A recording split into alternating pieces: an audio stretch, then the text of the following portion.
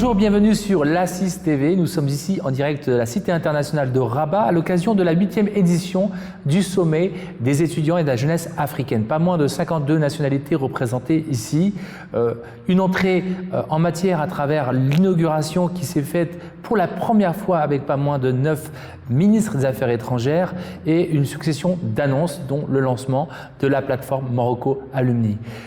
Le sommet rassemble des intervenants venus des 4 coins du continent et sur des sujets qui vont traiter de la thématique du futur du travail, défis et challenges. Mais pas seulement, la femme est aussi au cœur des préoccupations et nous avons le plaisir de recevoir sur ce plateau la présidente de l'ESPOD, Madame Sabah Chreibi, qui nous fait l'honneur de sa participation à ce sommet. Merci. Merci pour l'invitation. Un sommet qui marque une étape aussi dans mon regard qui n'est plus très jeune, mais qui reste quand même bienveillant vers la jeunesse. Et je suis ravie. C'est vraiment avec un réel plaisir que je mesure à la fois la capacité organisationnelle de nos jeunes et de leurs talents, donc je vous en félicite, mais je vois aussi cette réponse qui reste un moment timide par rapport donc à la main tendue du Maroc, et aujourd'hui quand même une réponse magistrale, avec autant de ministres présents, mais aussi c'est des jeunes qui commencent à connaître le Maroc. Et comme j'aime à le dire aujourd'hui, c'est l'Afrique dans sa marocanité et le Maroc dans son africanité. Un retour qui nous amène à réfléchir sur comment composer ensemble. Et ensemble, c'est hommes et femmes. Alors, ensemble, c'est hommes et femmes, et effectivement, nous l'avons pu constater parmi les speakers, parmi les étudiants, une forte présence féminine et qui participe pratiquement dans tous les secteurs. On l'a vu tout à l'heure lors de votre intervention, des jeunes qui sont dans des domaines techniques, dans des domaines sportifs, dans des domaines scientifiques.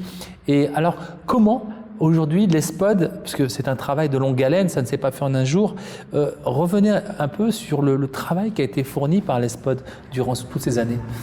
Créé il y a une trentaine d'années, au départ, c'était une réflexion sur les droits des femmes.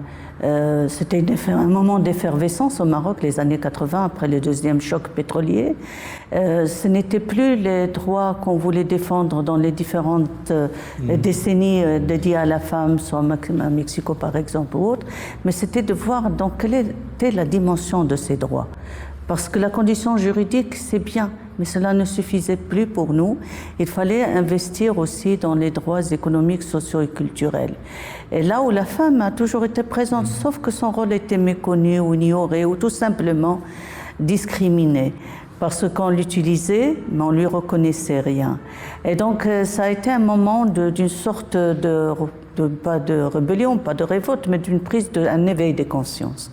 Et on s'est dit, donc, autonomiser la femme, lui permettre l'accès au marché, lui permettre d'être dans même la sphère de décision, parce que c'est un des premiers ouvrages que j'ai écrit sur femmes, pouvoir et société, les enjeux de la démocratie, pour aller justement vers les lieux de pouvoir. Mais encore, il fallait-il identifier, n'est-ce pas, les lieux de pouvoir. Et les lieux de pouvoir, c'est aussi la sphère économique, parce qu'une femme avec son portefeuille, elle trace donc son parcours. Et au départ, nous avions pensé au microcrédit, parce que l'économie du Maroc, à l'époque, nous la connaissions, très peu de chantiers, de grands chantiers, mais en même temps, il y avait une économie visible des métiers, mais dans donc cette économie, il fallait que la femme soit plus disons, présente en tant qu'acteur et en tant que décideur. Et donc nous avons changé de la donne. Dès l'instant, on nous a dit la finance, c'est pas pour vous, c'est pas pour les femmes. Il fallait pas encore en parler, c'était trop tôt. Et donc on nous a donc amené à réfléchir sur cet espace point de départ pour permettre aux femmes de partir. Et partir comment? C'était la question. Leur donner de la formation, de l'information, de l'accompagnement et leur tracer les pistes justement des investissements possibles, parce qu'on fait avec ce qu'on a et non pas avec ce qu'on n'a pas. Un exemple que je cite avec beaucoup de bonheur, c'est d'abord la maîtrise des savoir-faire. Parce que les femmes s'investissaient beaucoup dans l'artisanat et tout ça, mais l'accès au marché, c'était par les hommes. et souvent pour les hommes, parce qu'elles ne recevaient que quelques résidus. Et donc nous avons travaillé sur la chaîne des valeurs, nous avons travaillé sur les moyens d'accès au marché, avec des ONG internationales donc, qui nous ont augmenté aussi la capacité de vente à l'international pour ces femmes et une maîtrise du marché national. Ça a été aussi l'exemple de l'accès au savoir, parce que ces femmes qui étaient volontaires, désireuses d'avancer, mais qui avaient le frein tout simplement de la connaissance. Et c'est là où nous avions vraiment lancé l'alphabétisation fonctionnelle. Ça a été une première au Maroc, comme l'association a été la première en Afrique, dans les pays arabes, dans le monde arabe, et au Maroc par conséquent. Alors, par rapport à tout ce travail en amont fait, en termes de nombre, ça représentait, on parle de combien de femmes touchées est-ce que, sur la vie active par rapport au début et par rapport à aujourd'hui? Au début, si on prend le domaine du potentiel, il y a ce vivier des femmes qui ont ces métiers, la broderie, la couture, la cuisine. Tout ce qui fait aujourd'hui d'ailleurs la une, dont vous voyez dans la presse internationale, où on revient sur les produits du terroir, on revient sur le bio, on revient sur... Donc il y avait toujours un excellent potentiel, c'était pratiquement du 50%, ce sont les femmes, et même dans la paysannerie c'est du 70%. Ça, si on réfléchit au niveau de la structure de travail organisée, l'État reste le plus gros employeur des femmes. Mais l'activité en elle-même, je parle de salariés employés, on est malheureusement en régression. On était jusqu'aux années, donc début de cette nouvelle décennie, à 30%. On est là aujourd'hui à 23%. Femmes entrepreneurs, nous fluctuons entre 8 et 10%.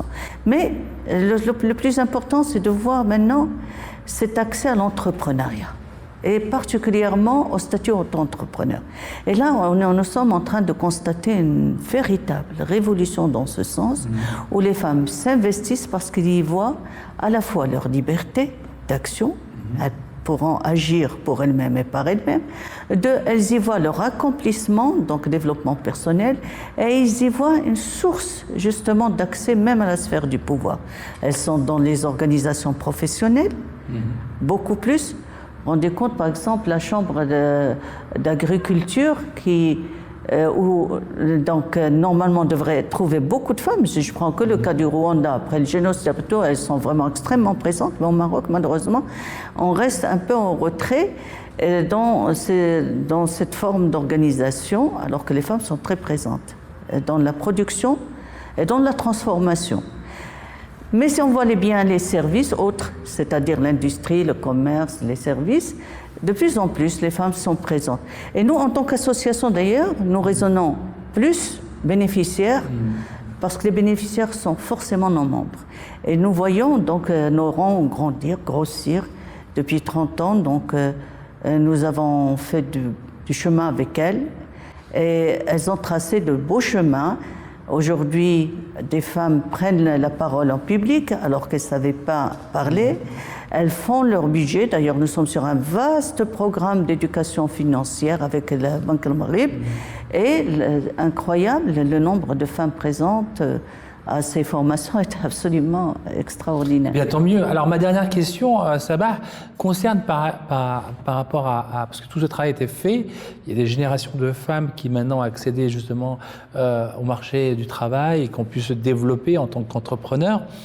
Et est-ce qu'il n'y aurait pas aujourd'hui, au regard du sommet, du contexte dans lequel on est, un fossé, un travail à refaire pour retoucher toute cette jeunesse, les sensibiliser à nouveau et utiliser notamment tous ces outils digitaux, parce que c'est une génération connectée, on parle d'une génération de plus en plus connectée, de repenser un peu le nouveau modèle? Nous sommes dans exactement une excellente question parce que c'est vraiment le fait non seulement de l'actualité, mais le fait de la grande problématique. Qu'est-ce qu'on entend aujourd'hui par société de la connaissance et du savoir? Ce n'est plus que l'alphabétisation fonctionnelle. Ça aujourd'hui, c'est vraiment la digitalisation de tout et l'accès à l'information parce qu'une femme qui ne connaît pas les lignes de crédit, qui ne connaît pas le système fiscal, qui ne connaît pas, elle reste dépendante d'un certain nombre de structures. Et aujourd'hui, justement, si on reste à cela, on serait des analphabètes de la technologie. Les nouvelles technologies sont extrêmement importantes et une des questions que nous défendons aujourd'hui, aussi bien en termes de plaidoyer qu'au niveau de nos actions de terrain, c'est de permettre à ces femmes d'aller vers cette digitalisation, de connaître la maîtrise des applications.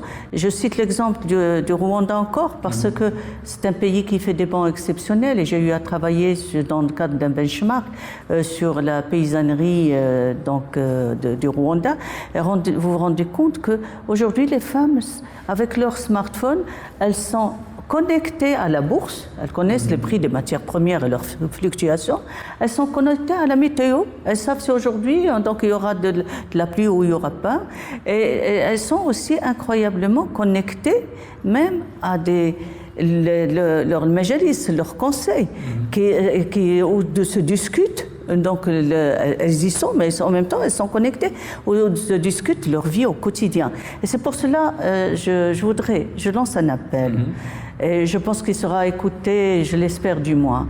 C'est que les communes marocaines puissent se rétablir elles-mêmes dans leurs fonctions essentielles, à savoir l'animation économique. C'est pas seulement gérer les naissances et les décès, c'est aussi vraiment gérer les écoles et donc les lieux du savoir, gérer justement les marchés et donc aller vers ces femmes pour qu'elles puissent, parce que notre société ne peut pas être unijambe, elle ne peut pas fonctionner qu'avec des hommes, d'autant plus que les femmes aujourd'hui justement peuvent contribuer à un développement soutenable, un développement sans faille. Quand je parle de l'Afrique, je le dis, sans frontières, sans aucune forme d'agression, donc conflit, guerre, mais seulement pour la paix. Et quand on me dit personnellement, l'argent c'est le nerf de la guerre, je dis aujourd'hui, transformons la donne et disons, l'argent est le nerf de la paix.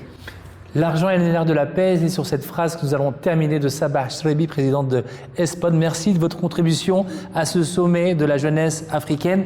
Et puis, excellent, profitez pleinement de cette rencontre avec cette jeunesse inspirante venue de tout le continent. Elle nous rajeunit. Merci de m'y avoir invité. Merci beaucoup. Ouais, au revoir.